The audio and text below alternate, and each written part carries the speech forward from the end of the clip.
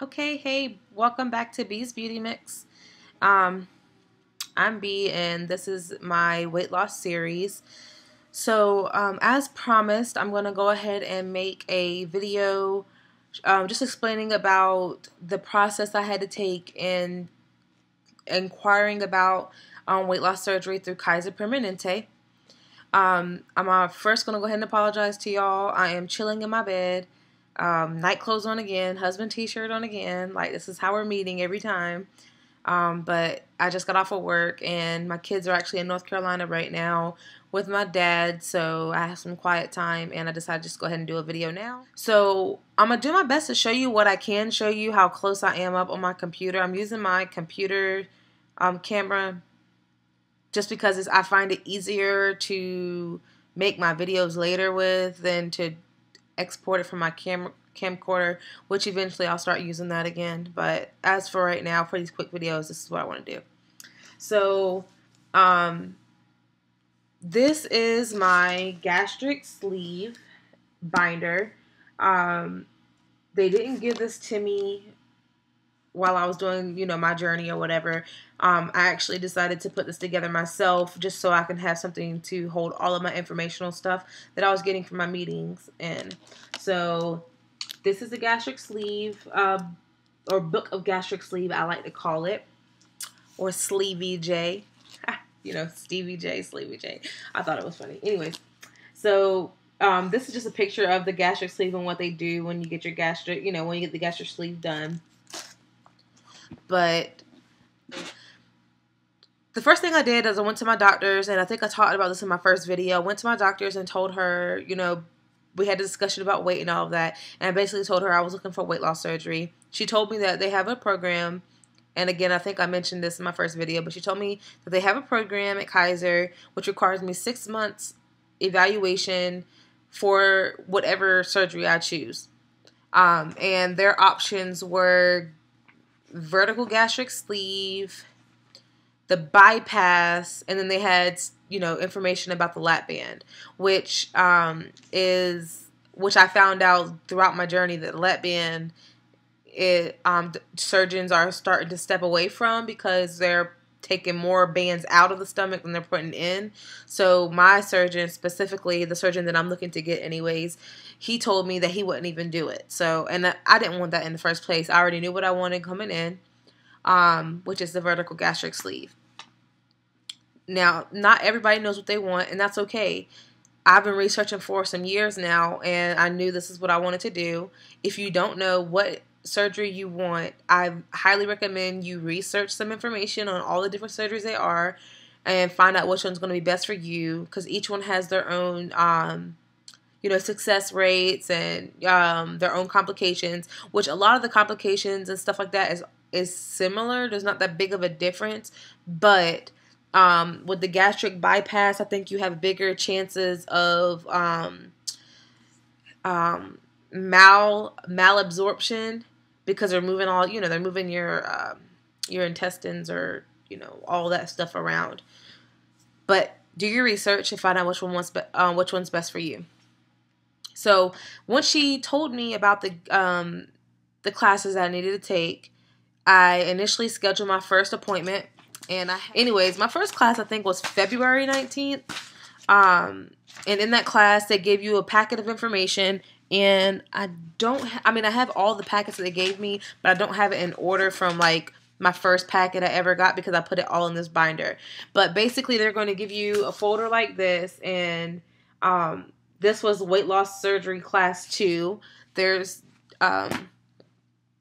surgery classes, and then there's weigh-ins. The classes is where you actually sit in and you have your informational classes on the weight loss surgery. And then they also have classes where you have like nutritional information. Like, it's just about how to eat properly and stuff like that. So you have 3 different types of appointments you're going to be going to: weight loss class, your surgery, your like diet and learning how to eat classes, and then your follow-ups and your quick weigh-in checkups.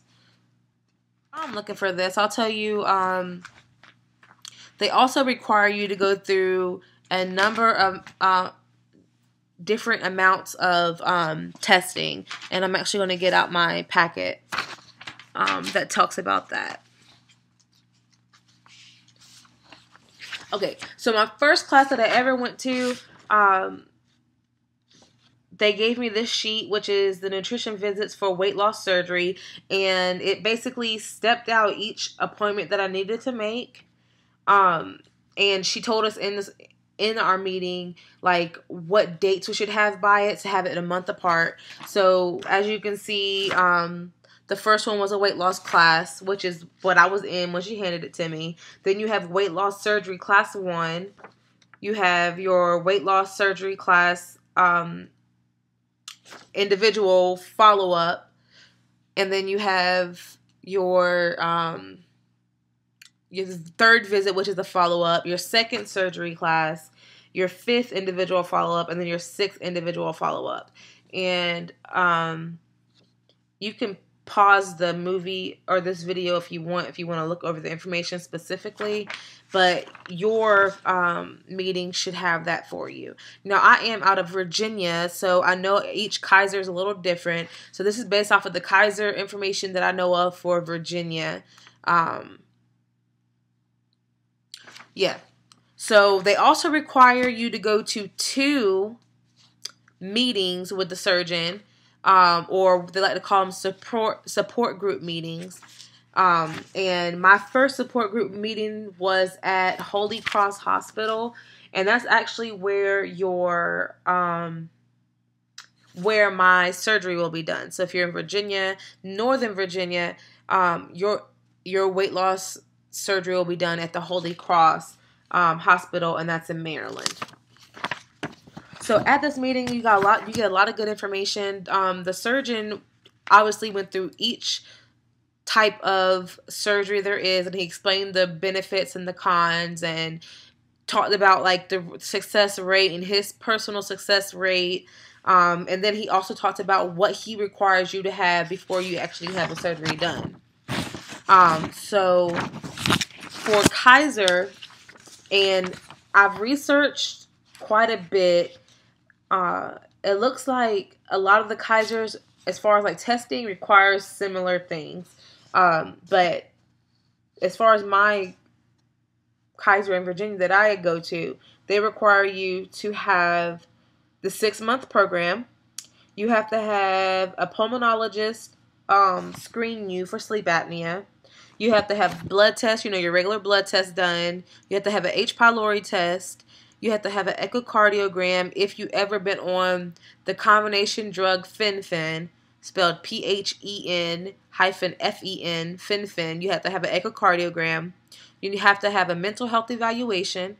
And you also have to have an endoscopy based off of the surgeon I'm looking into, which is Dr. Cantor in Maryland.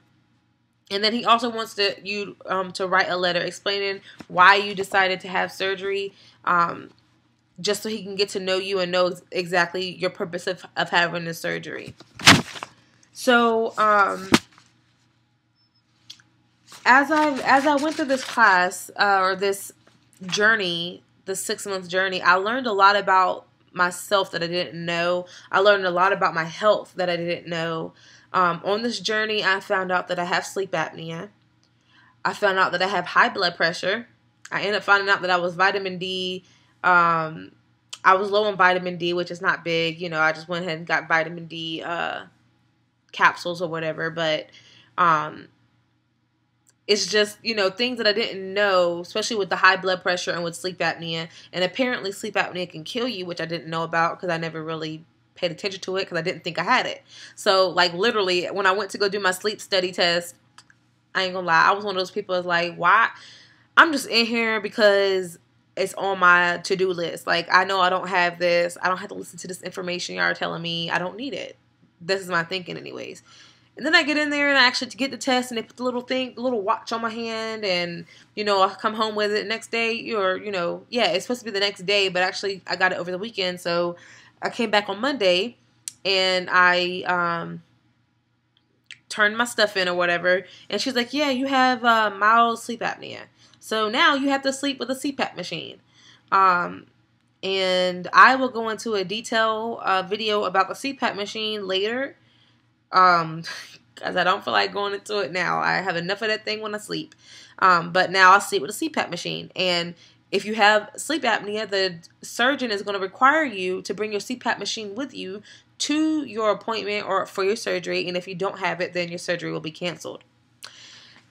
So after your 6-month program, after you do all your testing, you do your final weigh-in, you're supposed to send your, they'll send you, the nutritionist will send your information off to the board of surgery, I think, something like that, bariatric board, something like that. And then they will decide whether or not you get the surgery.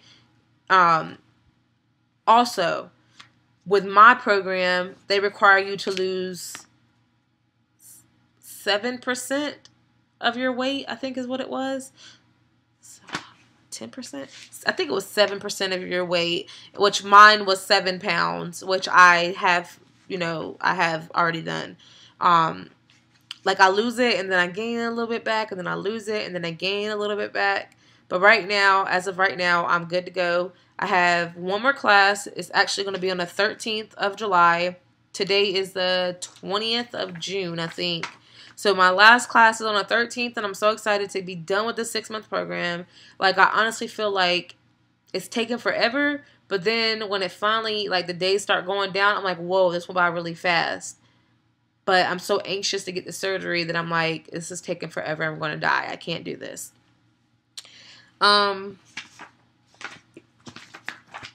So I guess that covers the basics of what they required at the Kaiser, for the Kaiser program in Virginia. And then you talk about your protein shakes that you're going to be taking, because if you don't know, which, if you're thinking about bariatric surgery, you should research, like I said before. But with any bariatric surgery, you're going to be on like a liquid diet before and after your surgery. With Kaiser, they require you to be on a 2-week liquid diet before you have surgery, and you have to lose a certain amount of weight before you have surgery in order to shrink your liver so they can get to your stomach without any complications. And then afterwards, I think you're on like a 6-week period of just pure liquids. Which, again, once I get to that phase of my life and they are like, yes, you're going to get it and this is what you have to do, I will come back and make another video for you so you know exactly how it goes and what needed to be done. This video is already 15 minutes long, so I'm going to go ahead and let it go. Plus, it's late. I have to go to work tomorrow. But if you have any questions in regards to this video or any of the information that I gave you, or if I didn't get specific enough, because like I said, this is just a really quick, this is what they want, this is what they said, video, leave it in the comment box. I will definitely respond to it. So yeah, or you can always hit me up on my Facebook or my email, and I'll leave all of that in the comment box for you if you decide you want to do that way. You can also see more pictures or whatever of me on Facebook. But thank you for listening and staying tuned for this long 15-minute video. But I hope it was helpful for some people as far as like trying to figure out how Kaiser works, specifically if you're in Virginia, because this is how it works. I'm telling you, I've been through it.